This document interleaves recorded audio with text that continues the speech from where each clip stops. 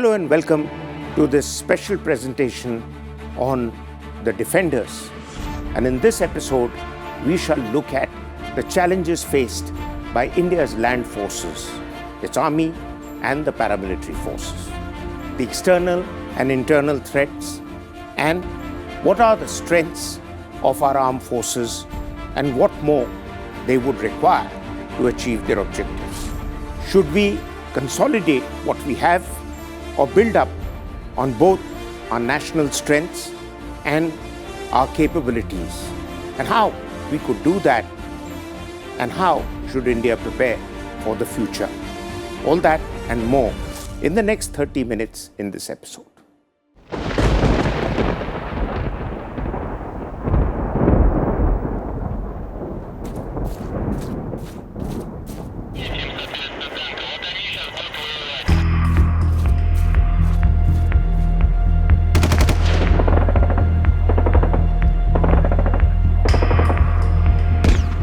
Surrounded by disquiet in the region are the two immediate neighbors whom we can't fully trust. India has been tested time and again.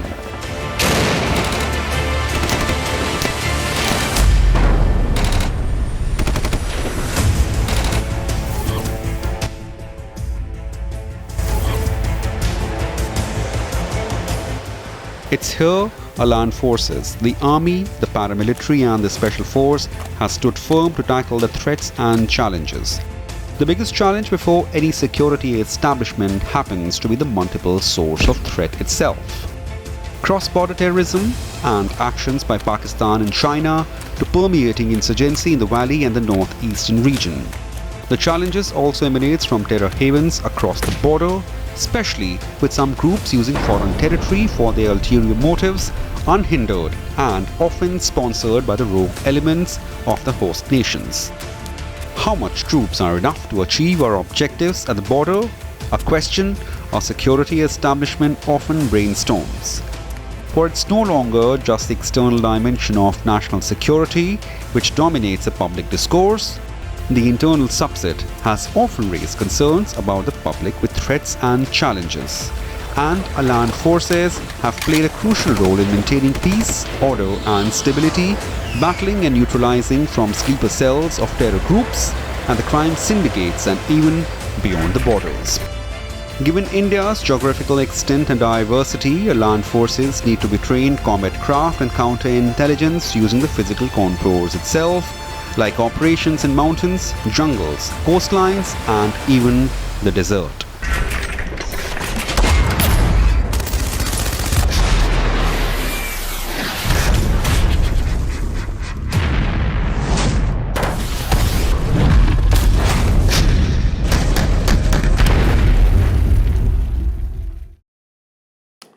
We've just had a glimpse of the challenges faced by the country, and more specifically, India's land forces in the territorial challenges that India has to live with two adversaries looking at an opportunity to put India on the back foot. But the Indian armed forces are not only alert to those challenges, but are continuing to think ahead of what could be next. And to answer those questions, we have two eminently informed general officers from the Indian Army who've continued to be very active after retirement in the military intellectual space. We have General Sahni, who's been formerly an army commander, but as he said to me, he was not just an army commander of the Southwest Command, but he was an army commander for the Indian Army, and therefore he always looked at the big picture. And we have General Dhruv Katoch, who is a director in the India Foundation and also a former director of the Center for Land Warfare Studies and the editor of Salute. And we'll start with you, General Sahni, sir. Please. Could you briefly, television shows have limits of time, explain to us that what do you perceive as the challenges now? For many people, there is the China challenge, there is the Pakistan challenge, and there is the counterinsurgency challenge in the valley. But is that going to be forever the situation, or are you suggesting that we keep engaged there, but we work in double quick time to look at what could be the next set of challenges and prepare for it? I think, firstly, thank you very much, Maroof, for inviting me to the show. Great question, no doubt about it. I think today the Indian Army or the country has to be conscious of the fact that we do have a two-front scenario. Ours is the unique country which has two active borders, which no other country in the world has. And we have asymmetricity with both of them. One with Pakistan, which is in our favor, with China, which is against us. So in this complex environment, how do we work? And as you've said today, things of non-state actors, technologies coming in, the complete threat spectrum has changed. With the militarization of cyber and space, with this multi-domain operations coming in. So do I look for conventional, sub-conventional, proxy war? Do I look for hybrid conflict? Or do I look for the challenges which the country faces with climate, which happens, we've seen it now in COVID. It was again the armed forces which had to be sort of called to be able to look at things. So this threat spectrum has changed. That means the requirement of the forces to be tailored have changed. So we have to give within ourselves, between the three services, a plan to be clear what are the threat priorities for the country for which we have to be prepared. And in that, then the army takes out its bucket list and says, this is what I need to be able to meet my requirements. So when we look at that, I think once we've done that synergization, where we have to coalesce the current silos, you can't have the MOD and the MHA. I mean, if it's security which is one full bucket list which needs to be addressed unitarily. That's one issue. Once we've done this, then you come into capacity building. Why I say capacity building? The challenge today is that there is shortfall in the existing structures and you need new equipment. You've got new technologies coming in. So how do you do the balance? Capability development, if I had to flag, would be the issue that you control the kind of emerging technologies to function and harnessed by the armed forces to optimize its functioning for this multi-domain spectral war that he has to be prepared for. So for this, we'll have to work on doctrine and strategies. We will have to look at not processes, but outcome-oriented capability development. If you're looking at harnessing new technologies, get the players and have timelines and roadmaps which are fixated to be met. And I think the current Prime Minister has shown it the best way out. See what is happening in the Centra Vista project. He says 2023, 2024 period, things will happen. Let's do it like that for the armed forces. Well,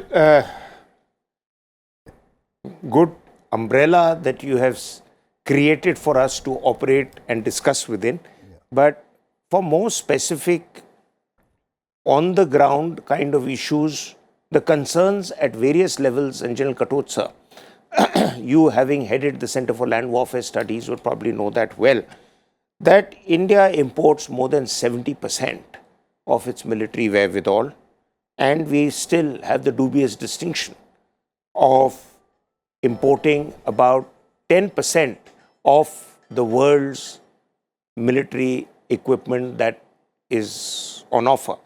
Now, in that kind of a situation, can we look at suddenly weaning away from all that and getting into defense industrialization of the scale that is being projected and promised? If we can, how soon will that be? If we won't get there fast enough, what are the impediments? Thank you, Maroof. You see, I've always looked at it that there is no solution which we can look at, which is a 100% solution. So there will always be certain advantages and certain disadvantages to any course of action which we take. Now, while you spoke of importing 70% of our requirement, this basically pertains to high-tech equipment. And the aim is not to get this down to zero. I think the aim should be to, at the first step, get it down to 50%. And then later, within a period of, say, a decade or 2 decades, to get it down to about 30% and keep it there.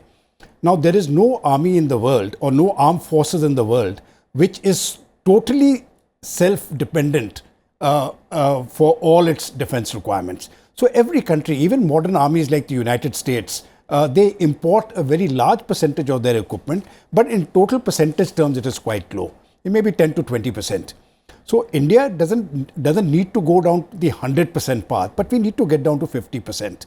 And I have always maintained our problem is really we have not encouraged a defense industrial base coming up in the MSME space. Now, I want to just clarify why this is important. You see, since independence, for some reason, it was thought that the public sector will do everything.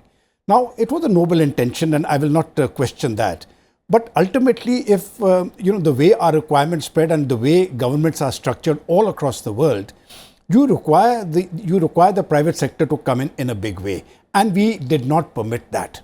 Not only did we not permit that in the military space, unfortunately, even in the private space, where for manufacture of automobiles or other goods, electricals, etc., even there was too much of controls. It was the regulatory mechanisms. And now those regulatory mechanisms are really being laid off. So what we really need is a cooperative mechanism now. There is a Mittelstand example of Germany post the Second World War. And what they did was they created an MSME structure which was supported by the governments, which had 50 to 500 employees. Now the government was not telling them what to do.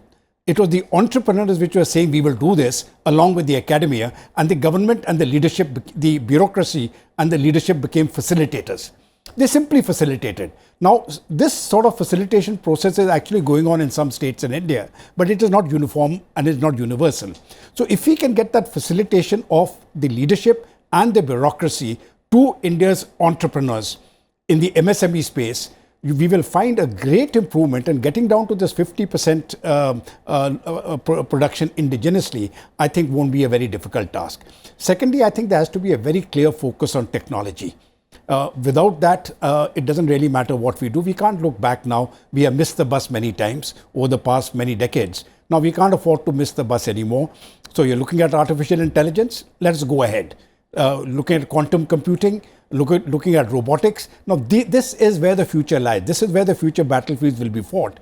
And I think this is where a great deal of hand-holding will have to be done by the government to the private sector, to the private sector. The private sector and the public sector will also have to cooperate. We will also have to cooperate with the foreigners, with foreign, the bigger players in abroad.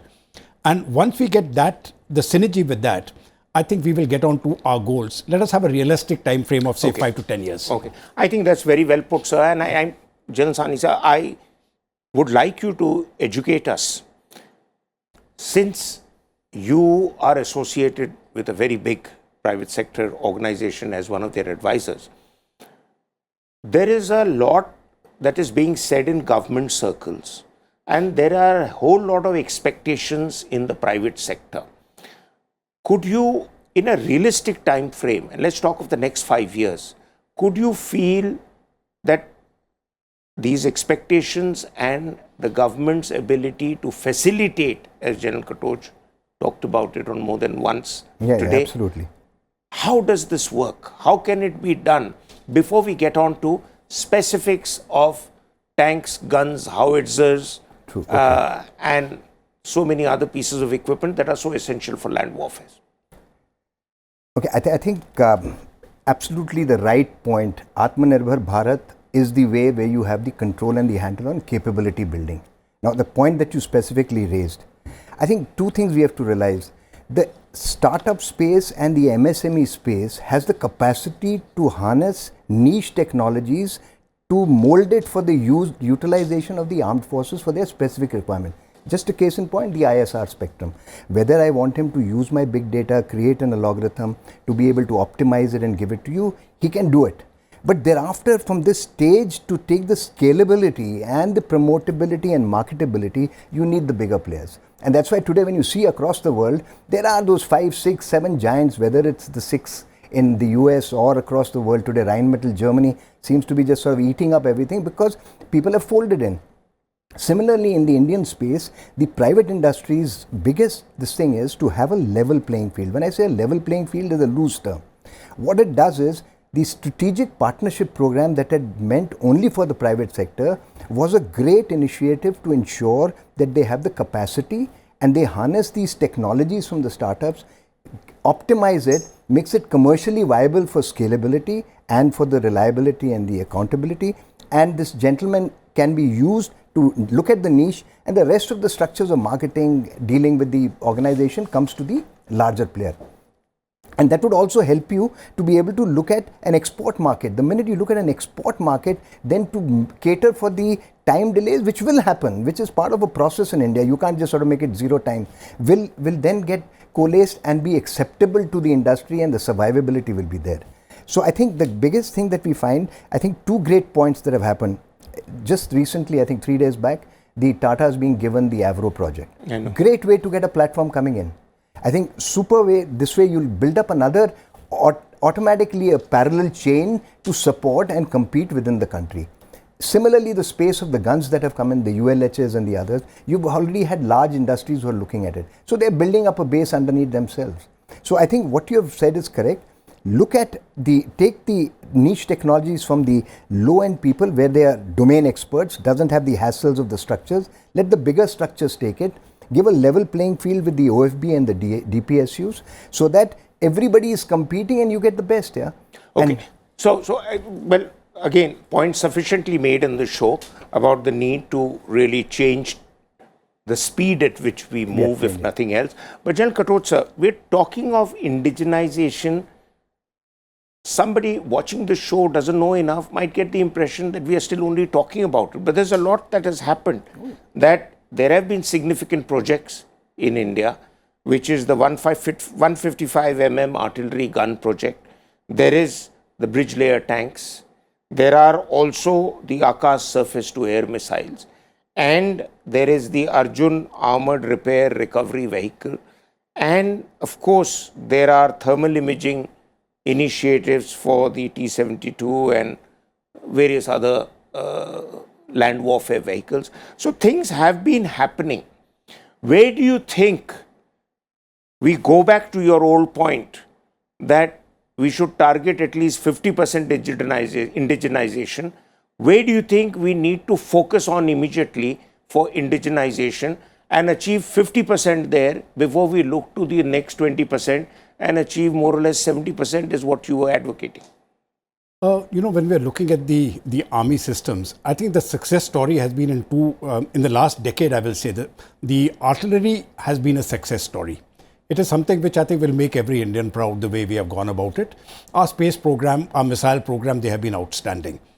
So where do we need to go from here? I think if you want, you see, let us not talk about the army as it is equipped today. Let us talk about the army as it is likely to be equipped 10 years from now. Yes. I think our focus has to be there.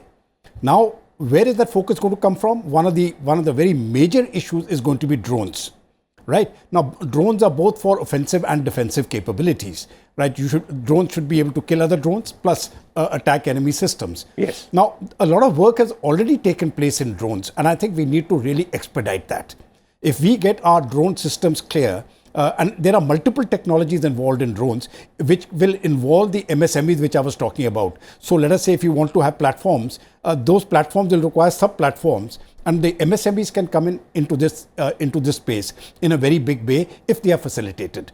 Okay. So this is so this drones I think is something which is going robotics, artificial intelligence.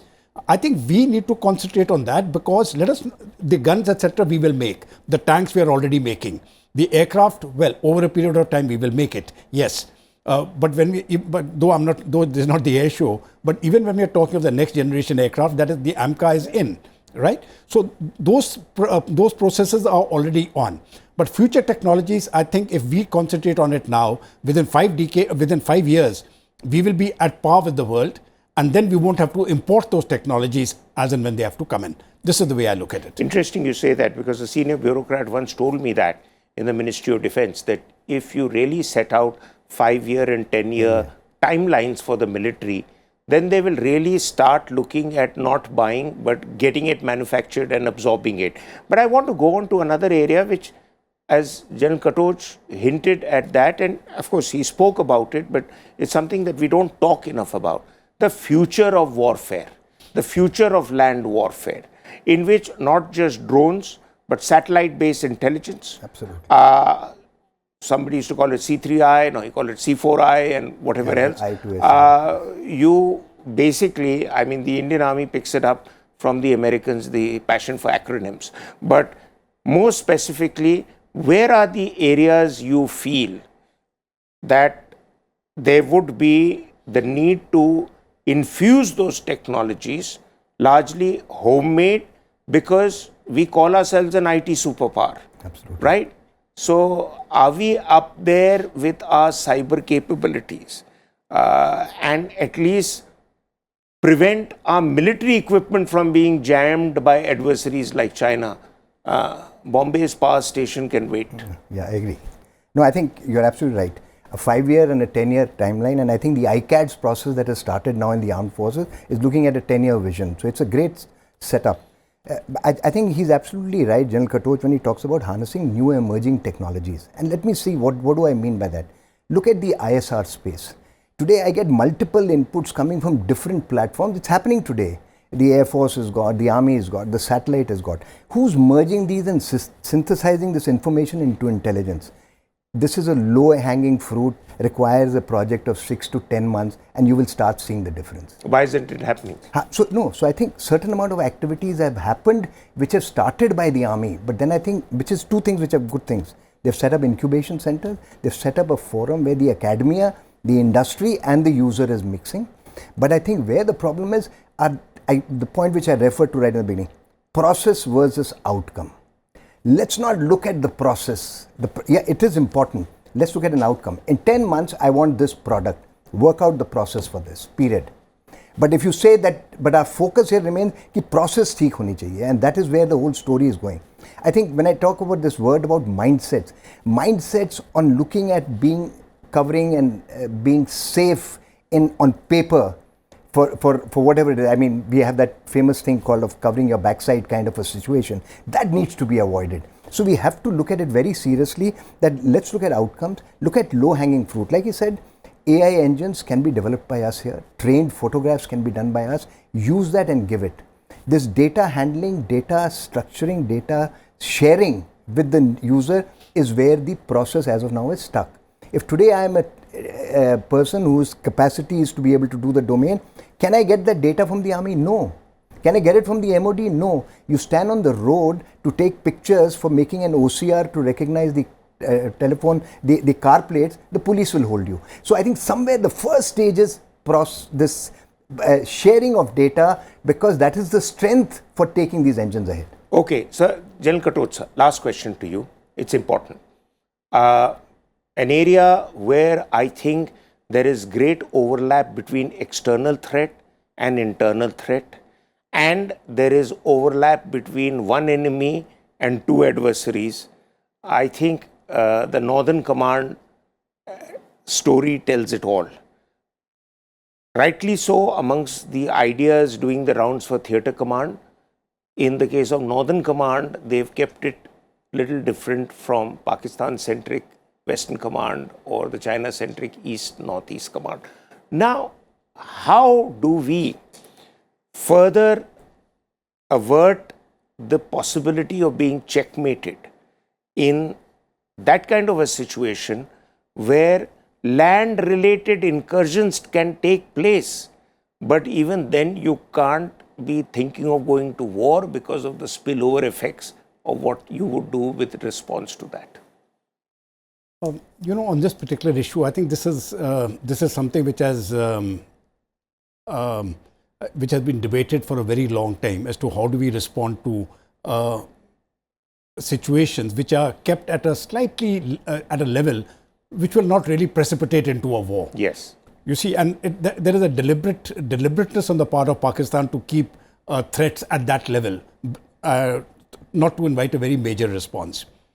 Now, I've always felt that there are two particular areas as far as Pakistan is concerned, and I'll deal with China separately very quickly. Yep. Very quickly.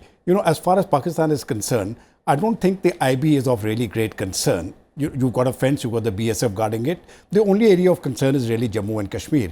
And I think we need to have a proper deterrence there. That means it should be a stated policy, a doctrine.